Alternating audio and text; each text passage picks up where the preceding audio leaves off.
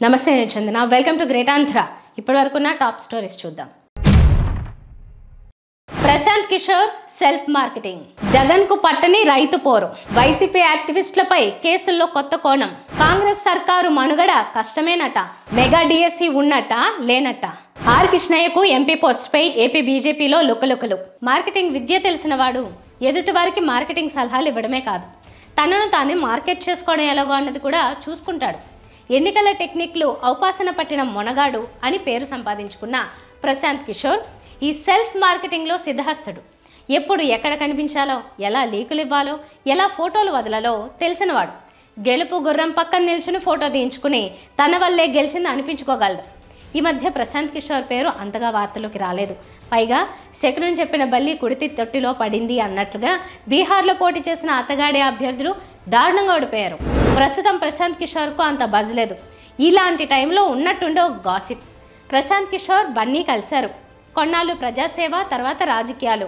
అది బన్నీ టార్గెట్ అంటూ కథలు వండేశారు దీంతో అంతా అబద్ధం ఫేక్ అంటూ బన్నీ టీం ఖండన ఇచ్చుకోవాల్సి వచ్చింది కానీ కొన్ని వర్గాలు మాత్రం బన్నీని ప్రశాంత్ కిషోర్ కలిసింది వాస్తవమని కానీ బన్నీకి రాజకీయాల ఆలోచన అస్సలు లేదని ఇదంతా కాకతాళీయంగా జరిగింది అని వెల్లడించాయి ఇక్కడే ప్రశాంత్ కిషోర్ మీద అనుమానం వస్తోంది 2024 ఎన్నికలకు ముందు ఎయిర్పోర్ట్లో చంద్రబాబును కలిశారు అది కూడా కాకతాళీయమే కానీ ప్రశాంత్ కిషోర్ మొత్తం వ్యూహరచన చేస్తున్నారని వార్తలు వచ్చేసాయి నిజానికి చంద్రబాబుకు వ్యూహరచన వేరేవారు చేయక్కర్లేదు ఆయనే అతిపెద్ద వ్యూహకర్త ప్రశాంత్ కిషోర్కు తెలుగు మీడియాతో మంచి సంబంధాలు ఉన్నాయి అప్పట్లో ఆయనే లీక్లు ఇచ్చి ఉంటారనే అనుమానాలు కూడా ఉన్నాయి ఇప్పుడు కూడా ఢిల్లీ వచ్చిన బన్నీని కావాలని ఏ మూలో కలిసి ఒకసారి షేక్ హ్యాండ్ ఇవ్వడమో మరోటో జరిగి ఉండొచ్చు కానీ బన్నీ తెలివైనవాడు ఇలాంటివి పెద్దగా ఎంటర్టైన్ చేయడు కానీ ప్రశాంత్ కిషోర్ అంతకన్నా తెలివైనవాడు అందుకే తన తెలుగు మీడియాలోని పాత పరిచయాలు బయటికి తీసి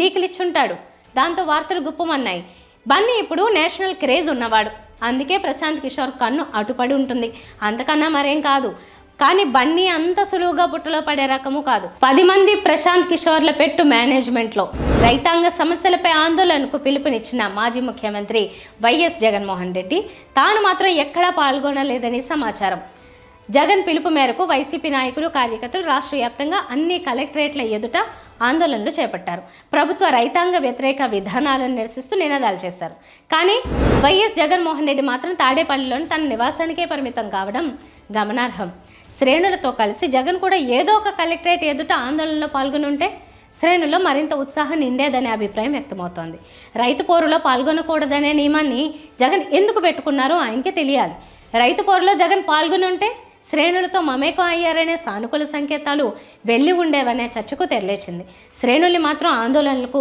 ఉసిగొల్పి తాను మాత్రం ఇంటికి పరిమితం కావడం సబబుగా లేదని వైసీపీ నాయకులు అంటున్నారు కనీసం రానున్న ఆందోళనలో అయినా జగన్ పాల్గొని శ్రేణుల్లో భవిష్యత్తుపై భరోసా కల్పించాలని పలువురు అభిప్రాయపడుతున్నారు ఈ నెలాఖరులో ఒకటి అలాగే జనవరి మొదటి వారంలో మరో ఆందోళనకు జగన్ పిలుపు ఇచ్చిన సంగతి తెలిసిందే తాను ముందుండి పార్టీ శ్రేణుల్ని వెంట నడిపించుకుంటే ఆ కిక్కే వేరని జగన్ గుర్తిస్తే మంచిది వైసీపీ సోషల్ మీడియా యాక్టివిస్టులపై కేసులో కొత్త కోణాన్ని చూడొచ్చు స్థానికంగా కేసులు పెట్టడంతో పాటు సుదూర ప్రాంతాల్లో కూడా నమోదు చేసి విసుగుపోయేలా తిప్పాలనే ఆలోచనతో కూటమి ప్రభుత్వం వ్యవహరిస్తోంది ఉదాహరణకు విశాఖలో సోషల్ మీడియా యాక్టివిస్టులపై కేసులు పెట్టారని అనుకుందాం అదే వ్యక్తులపై రాయలసీమలో కూడా కేసులు నమోదు చేస్తున్నారు ఇలా నమోదు చేయడం ద్వారా రాష్ట్రంలోని ఒక మూల నుంచి మరో మూలనున్న ప్రాంతానికి తిప్పడం ప్రభుత్వ వ్యూహంగా కనిపిస్తోంది తాజాగా గుంటూరుకు చెందిన ప్రేమ్ కుమార్పై కర్నూలు పోలీసులు కేసు నమోదు చేయడాన్ని ఉదహరించవచ్చు అలాగే Kadapa Anantapuram YCP social media యాక్టివిస్టులపై శ్రీకాకుళం విజయనగరం విశాఖ జిల్లాలో కేసులు నమోదు చేసినట్టు సమాచారం ఒక ప్రాంత పోలీసులు మరో ప్రాంతానికి వెళ్లి వైసీపీ యాక్టివిస్టులకు నోటీసులు ఇచ్చి విచారణకు రావాలని చెప్తున్నారు అసలు తమపై సుదూర ప్రాంతాల్లో కేసులు నమోదు చేయడానికి కారణాలు ఏంటో తెలియక మొదట్లో వైసీపీ యాక్టివిస్టులు భయపడుతున్నారు అక్కడికి వెళ్ళిన తర్వాత విషయం తెలుసుకుని షాక్కు గురవుతున్నారు దీని వెనుక మరో కారణం కూడా లేకపోలేదు భవిష్యత్తులో అధికార మార్పిడి జరిగిన కేసులు పెట్టి వేధించిన పోలీసు అధికారులకు ఇబ్బంది లేకుండా చేసే ఎత్తుగడలో భాగంగా చెప్తున్నారు కాంగ్రెస్ ప్రభుత్వం అంటేనే దినదిన గండం 100 ఏళ్ల ఆయుష్ ప్రభుత్వం ఎప్పుడు కూలిపోతుందో అనే ఆందోళన సీఎంకు తప్పనిసరిగా ఉంటుంది ప్రభుత్వం ఎంతకాలం బతికి ఉంటుందనేది అధిష్టానం నిర్ణయాల మీద ఆధారపడి ఉంటుంది. ప్రభుత్వంలో ఎప్పుడు ఎవరు తిరుగుబాటు చేస్తారో తెలియదు. గులాబీ పార్టీ నాయకులు అప్పుడప్పుడు ఫలానా మంత్రుల వల్ల రేవంత్ ప్రభుత్వానికి ముప్పు ఉంది అని చెప్తుంటారు. అందుకు వారి దగ్గర ఉన్న ఆధారాలు ఏంటో తెలియదు. అయితే ఇప్పుడు కాంగ్రెస్ ప్రభుత్వం మనుగడ కష్టమేనని సాక్షాత్తు టీపీసీసీ వర్కింగ్ ప్రెసిడెంట్ జగ్గారెడ్డి అన్నారు. పార్టీ తీరును ఆయన తప్పుబడుతున్నారు. తనతో సహా కీలక నాయకులకు తెలియకుండా నామినేటెడ్ పోస్టులకు నియామకాలు జరుగుతున్నాయని ఆయన అన్నారు. ఎప్పటి నుంచో పార్టీ కోసం కష్టపడుతున్న వారికి పోస్టులు దక్కడం లేదన్నారు. రాష్ట్ర కాంగ్రెస్ ఇన్ఛార్జి దీపాదాస్ మున్షి రాష్ట్రంలో ఉన్నారా, వేరే రాష్ట్రానికి తరలిపోయారా అని ఆగ్రహం వ్యక్తం చేశారు. అందులోనూ త్వరలో రాష్ట్ర మంత్రివర్గ విస్తరణ జరగబోతోంది. దానికి సంబంధించి కూడా కొన్ని పేర్లు బయటకు వచ్చాయి. అది కూడా జగ్గారెడ్డి మనసులో ఉండొచ్చు. సొంత పార్టీపై జగ్గారెడ్డి చేసిన విమర్శలు కలకలం కలిగిస్తున్నాయి. పార్టీపై విమర్శలు చేయడం జగ్గారెడ్డి కొత్త కాదు. సూటిగానే మాట్లాడతాడు.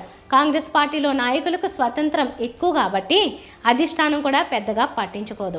కూటమి ఎన్నికల హామీల్లో మెగా డిఎస్సి కూడా ఒకటి. సీఎంగా చంద్రబాబు నాయుడు బాధ్యతలు తీసుకున్న తర్వాత చేసిన తొలి సంతకాల్లో మెగా డిఎస్సి ఫైల్ కూడా ఉంది. మెగా డిఎస్సి ద్వారా ఒకేసారి 16,347 ఉపాధ్యాయ పోస్టులు భర్తీ చేస్తామని సంబంధిత ఫైల్పై చంద్రబాబు సంతకం చేశారు. దీంతో నిరుద్యోగ ఉపాధ్యాయుల్లో ఆనందం కనిపించింది.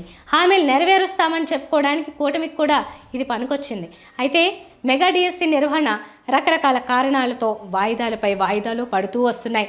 సర్లే నోటిఫికేషన్ ఇచ్చిన తర్వాత ఈ రోజు కాకపోయినా రేపైనా ప్రభుత్వం మెగా డిఎస్సి నిర్వహించకుండా ఉంటుందా అని నిరుద్యోగ ఉపాధ్యాయులు సర్ది చెప్పుకున్నారు. తాజాగా విద్యా వాలంటీర్లను నియమించాలని ప్రభుత్వం నిర్ణయం తీసుకోవడంతో మెగా డిఎస్సిపై అనుమానం కలుగుతోందని నిరుద్యోగ ఉపాధ్యాయులు అంటున్నారు. వచ్చే విద్యా సంవత్సరం ప్రారంభం నాటికి కొత్త ఉపాధ్యాయులు నియమిస్తామని సంబంధిత మంత్రి, ప్రభుత్వంలో కీలక నాయకుడైన నారా లోకేష్ ప్రకటించిన సంగతి తెలిసిందే. అదే నిజమైతే విద్యా వాలంటీర్ నియామకం చేపట్టాలనే నిర్ణయానికి ప్రభుత్వం ఎందుకు వచ్చినట్టు అని నిరుద్యోగులు ప్రశ్నిస్తున్నారు. విద్యా వాలంటీర్లు నియమించడం అంటే టీచర్ల భర్తీకి ఎగనామం పెట్టడమే అని నిరుద్యోగ ఉపాధ్యాయులు మండిపడుతున్నారు. మెగా డిఎస్సిలో అదృష్టాన్ని పరీక్షించుకోవడానికి 5 లక్షల మంది నిరుద్యోగులు ఎదురు చూస్తున్నారు. విద్యా వాలంటీర్ల నియామక ప్రకటనతో లక్షలాది మంది నిరుద్యోగ ఉపాధ్యాయులు ఒక్కసారిగా షాక్కు గురయ్యారు. మెగా డిఎస్సిని అటకెక్కించడానికి సాకులు వెతుక్కోకుండా ఇప్పటికైనా ఉపాధ్యాయ పోస్టుల భర్తీకి షెడ్యూల్ ప్రకటించాల్సిన అవసరం ఉందని నిరుద్యోగ ఉపాధ్యాయులు డిమాండ్ చేస్తున్నారు. భారతీయ జనతా పార్టీ చాలా క్రమశిక్షణ కలిగిన పార్టీ అని వారు చెప్పుకుంటూ ఉంటారు. పార్టీ మేనేజ్మెంట్ నిర్ణయానికి వ్యతిరేకంగా ఆ పార్టీ నాయకులు, కార్యకర్తలు మాట్లాడడం అక్కడ జరగదు. కాంగ్రెస్ తరహాలో అంతర్గత ప్రజాస్వామ్యం అనే పేరుతో పార్టీ మేనేజ్మెంట్ నిర్ణయాలను విమర్శిస్తూ ఎవరికి తోచినట్టుగా వారు మాట్లాడడం, చెలరేగిపోవడం బీజేపీలో సాధారణంగా కనిపించదు.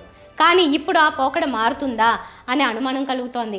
బీసీ సంఘాల నాయకుడు ఆర్ కృష్ణయ్యకు భారతీయ జనతా పార్టీ రాజ్యసభ ఎంపీ పదవిని కట్టబెట్టిన తీరుపై ఏపీ బీజేపీలో ధిక్కార స్వరాలు వినిపిస్తున్నాయి. AP BJP MLA Vishnukumar Raju మాట్లాడుతూ వైసీపీ రాజ్యసభ సభ్యులు ఆ పార్టీని వేడడం అనైతికం అంటూ తన అభిప్రాయం చెప్పుకొచ్చారు. జగన్ వారిని ఎంతో నమ్మి వారికి రాజ్యసభ ఎంపీ పదవులు కట్టబెట్టారని, పార్టీ ఓడిపోయిన వెంటనే వారు పార్టీకి, ఎంపీ పదవులకు కూడా రాజీనామాలు చేయడం కరెక్ట్ కాదని ఆయన అంటున్నారు. సాంకేతికంగా వారి రాజీనామాలు చేసి పార్టీ మారడం కరెక్టే, కానీ అది నైతికం కాదు అని విష్ణుకుమార్ రాజు అంటున్నారు. పైగా వారి స్థానంలో తాను రాజ్యసభ సభ్యుడిగా ఉంటే అటువంటి నిర్ణయాలు తీసుకునేవాడిని కాదు అని కూడా రాజు సన్నాయి నొక్కులు నొక్కుతున్నారు. ఏదైతే అనైతికం అని విష్ణుకుమార్ రాజు అభివర్ణిస్తున్నారో ఆ అనైతిక చర్య ఆర్ కృష్ణయ్యకు వర్తిస్తుంది. భారతీయ జనతా పార్టీ అదే అనైతిక ఆర్ కృష్ణయ్యకు అగ్రపీఠం వేసింది. రాజీనామా చేసిన తర్వాత చాలా రోజుల పాటు బీజేపీలో చేరాలా, కాంగ్రెస్లోకి వెళ్ళాలా అనే మీమాంసలో ఊగిసలాడిన ఆర్ కృష్ణయ్య చివరికి కమలతీర్థం పుచ్చుకున్నారు. కాషాయ కండువా కప్పుకున్న గంటల వ్యవధిలోనే ఆయనకి ఎంపీ పదవి కట్టబెట్టేశారు. అది కూడా తెలంగాణ నాయకుడికి ఏపీ నుంచి పదవి ఇచ్చారు. ఈ నిర్ణయంపై సహజంగానే ఏపీ బీజేపీలో అసంతృప్తులు ఉన్నాయి.